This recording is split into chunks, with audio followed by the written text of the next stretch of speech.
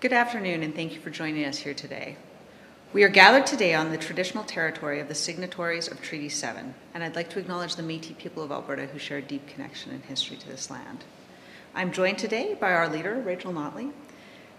Alberta is still in the midst of a cost of living crisis under the UCP. Families are paying more for income tax, more for property tax, more for tuition, more interest on their student debt, more for camping fees, and more for car insurance. On top of all that, the UCP removed the cap that our NDP government put in place to protect families from utility price spikes. Albertans are opening gas and electricity bills that have soared into the hundreds of dollars per month. It has been 59 days since Jason Kenney and Dale Nally promised a rebate for electricity prices, and 93 days since they promised a rebate on natural gas prices. But nobody has seen a penny. Last month, we proposed a change to the UCP rebate bill that would have gotten money into Albertans' hands no later than the 31st of May. The UCP refused to even consider it. We also brought them a fully drafted bill that would prevent utility shutoffs this year, and the UCP refused to consider that either.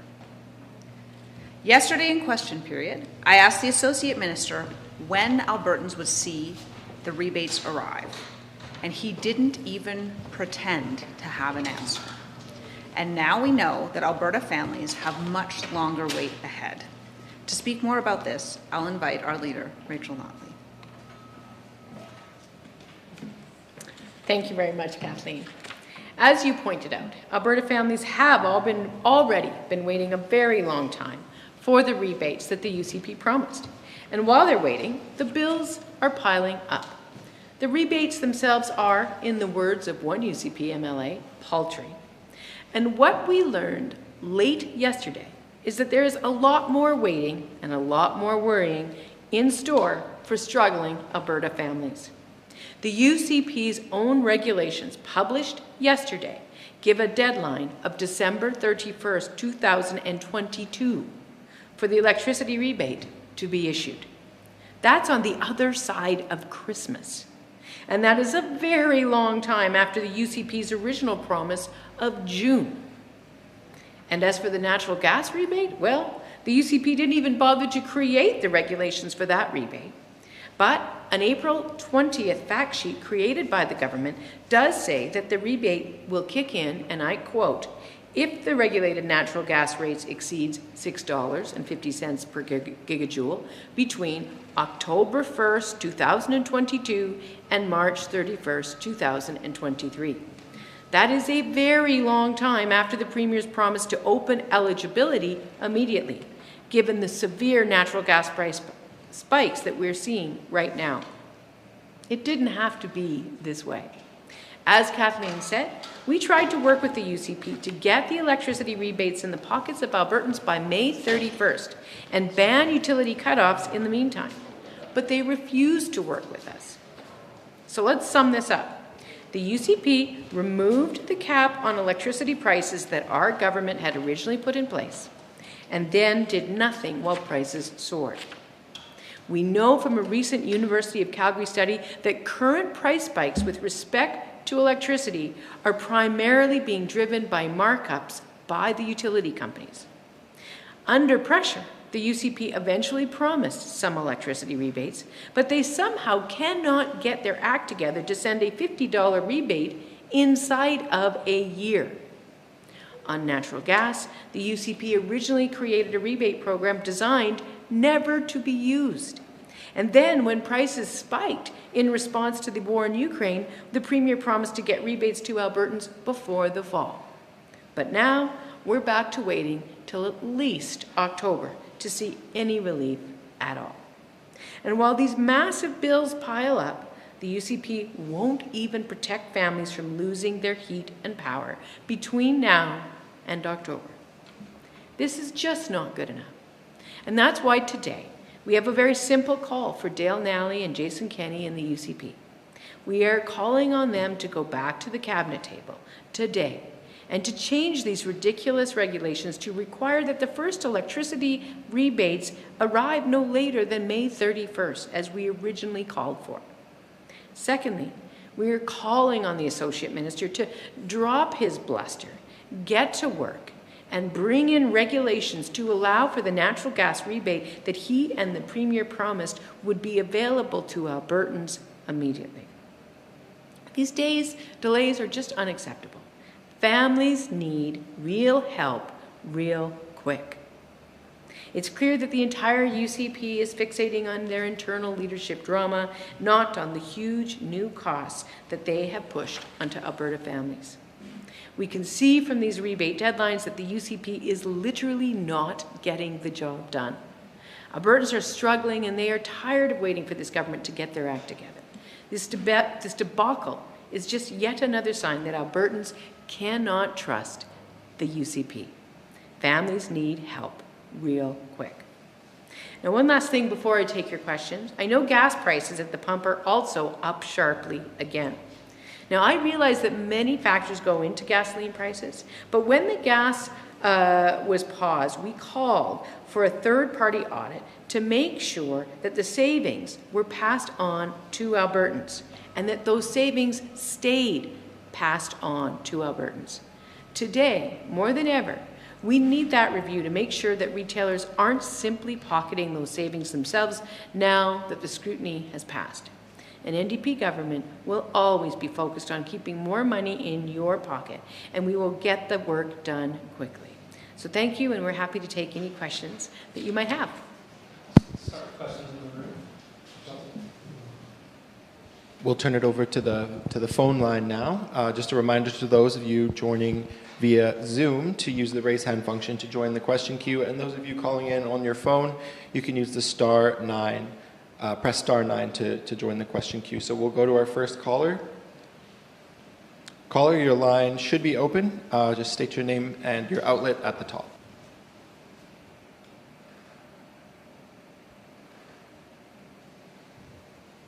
You can say hello now. I see your line is open.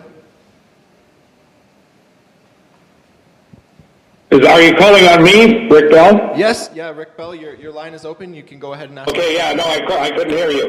No problem. I'm going to ask Rachel just about another topic that's also come up, which is the yesterday and today, the Premier has doubled and tripled down on the idea that he could continue as leader of his party and therefore Premier of the province by just having the endorsement of 50% plus one of his members. And this morning I also talked to three of his key cabinet ministers, Mr. Nixon, Mr. Schweitzer, and Mr. McIver, and they were all very strong advocates of the Premier's position and said so. So I'd just like to get your comments on what you think about this whole idea that he needs only 50% plus one. Well, I guess I would start by saying is he's clearly doesn't yet have 50 plus one of his cabinet on this issue. But more to the point, there is a reason for why there's a difference between what's required for leadership contests and what's required for leadership reviews. And the reason is simple.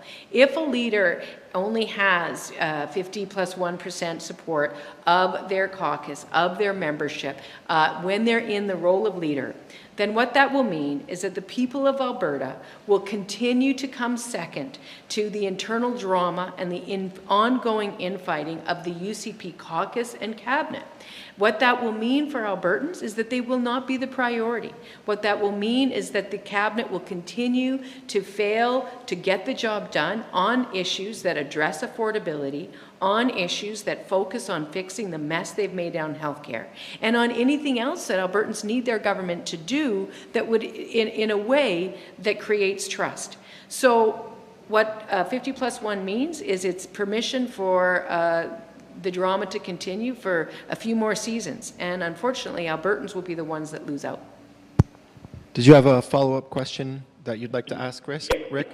Yes, in the same interview yesterday that I had with the Premier, he was talking actually directly to me about some of the columns I've written, and he said the following, and I'd like your reaction. Quote, "I don't see all of this hostility and anger you keep writing about." So my question for Rachel is, do you see any hostility and anger out there? Well, listen, I've been out on the doorstep a lot, so have members of our caucus, so have many of our nominated and soon to be nominated candidates. And I will tell you that people are not happy. They're not happy with the government on issues, as I said, of affordability, on issues around curriculum, on issues around healthcare, and they don't trust this UCP in total. But you know what? If Jason Kenney thinks everybody's on side, I wish him the best of luck. Thank you very much, Rick. We'll go to our next caller, Catherine Gakowski. Your line should be unmuted. Yeah, Catherine Gakowski, Alberta Today. This is a very technical question first. Reading the regulation, it appears that rather than tying the rebate to consumption, it is tied to distribution and transmission charges. I don't know if you read that the same way, but I'm wondering why you think the rebate, the electricity rebate, would be structured in such a way to tie to distribution and transmission charges. Do you have anything to say about that, Kathleen? Oh, that's actually, here, I'm going to let you... Yeah, sure. Yeah. I didn't understand that to be the case. Like, they do talk about distributors and about who is in and who is out relative to costs, but I hadn't understood it to be tied to who was paying distribution and transmission charges, but I could go back and take another look at it. I mean, it could be the case, so consumers generally all pay distribution and transmission charges, but I would assume it would be tied to who consumed electricity in that time period. Okay, and I guess another question, as the minister mentioned in the House yesterday, gas is already $2 past that threshold to kick in for that natural gas rebate. If they are planning on not kicking it in until fall, will you be asking for it to be retroactively brought in on the natural gas rebates, or what are you asking for in terms of the natural gas rebate now that it's well over the threshold? Well, as we said, as soon as we started seeing that happen, we said to them that they need to reconsider the way the program's designed, and they need to give it to Albertans right away. There's no need to be waiting. Albertans are overwhelmed by these costs now. They actually are in a period of the calendar right now where they could actually have their utilities cut off. And in fact, the Premier implied that they would consider moving up the period for which Albertans were eligible for that natural gas rebate. So to then see this fact sheet, which very much contradicts the Premier, is very disappointing. And it's disappointing to Albertans who were very much hoping that they would see some kind of meaningful and concrete relief from these skyrocketing costs. Did you have a follow-up, Catherine? Oh, I think that was my cue. I could ask more, but I'll let somebody else ask questions. No problem. Thanks so much. We'll go to our next caller. Caller, your line is open. Hey, it's Tim Brook with CTV. Thanks for not giving Catherine another question. I thought that was inappropriate. No, I'm just joking. Question is this: the Premier hinted today that there's I believe the direct quote was a technical issue where some of the electricity retailers, with some of the electricity retailers putting out that rebate on electricity bills.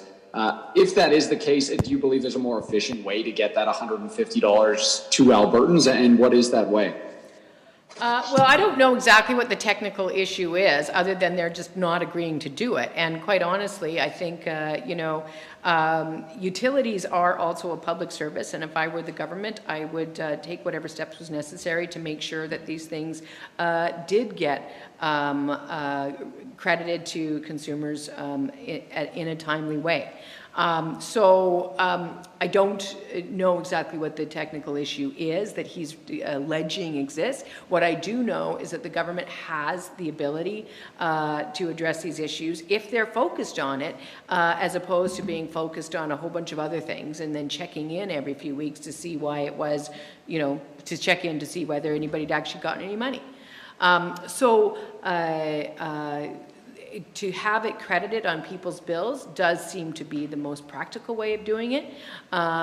Listen, on the flip side, when we were in government, we were able to issue checks to Albertans, but I'm just not quite sure why the providers themselves couldn't do the rebate. Did you have a follow-up, Tim? Yeah, right now the way electricity is doled out to Albertans, it's kind of a market that's based on competition, it rewards competition. It's been like that for a number of years now. Would a future NDP government consider reshaping this entire system so it's not based on markets and instead it's based on something else? Because a lot of people complain about the retailers bringing home a lot of money. A lot of other people complain about, just the added on fees onto bills right now, those administrative fees, et cetera, et cetera.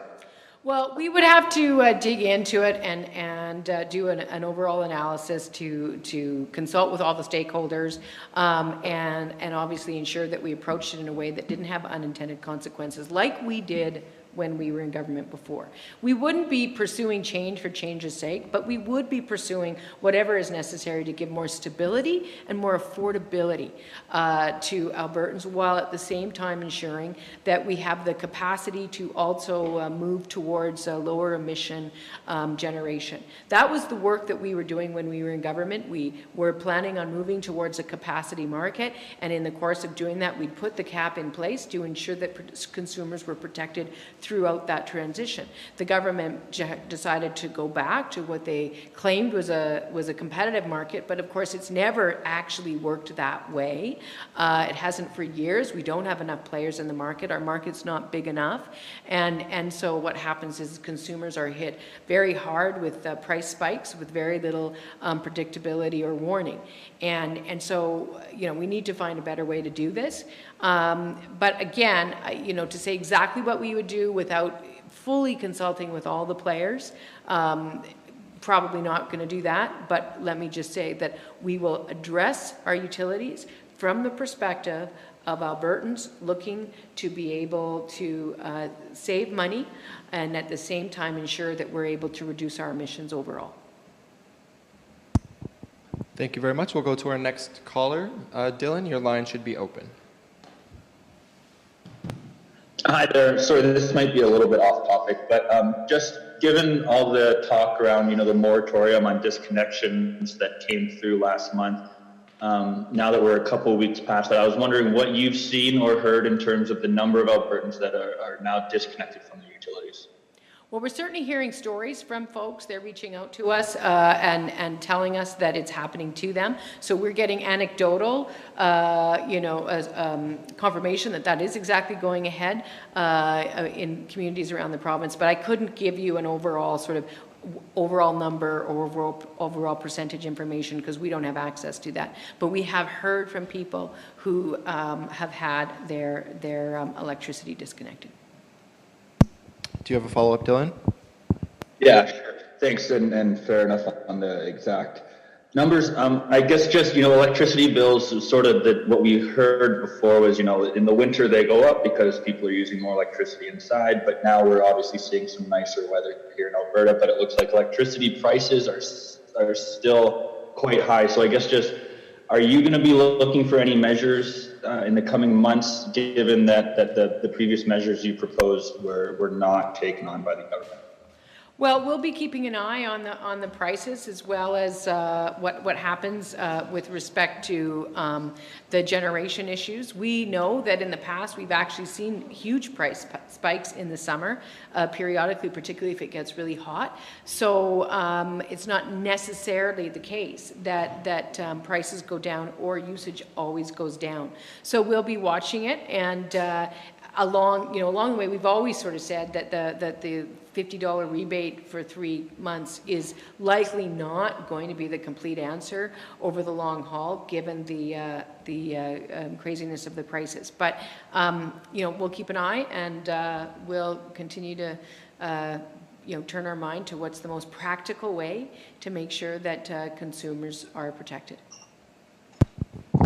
All right, and I'll do one last pass for questions here. Reminders to those on the phone, *9, and those on Zoom, raise hand. I'll give you a minute to indicate you'd like to ask a question.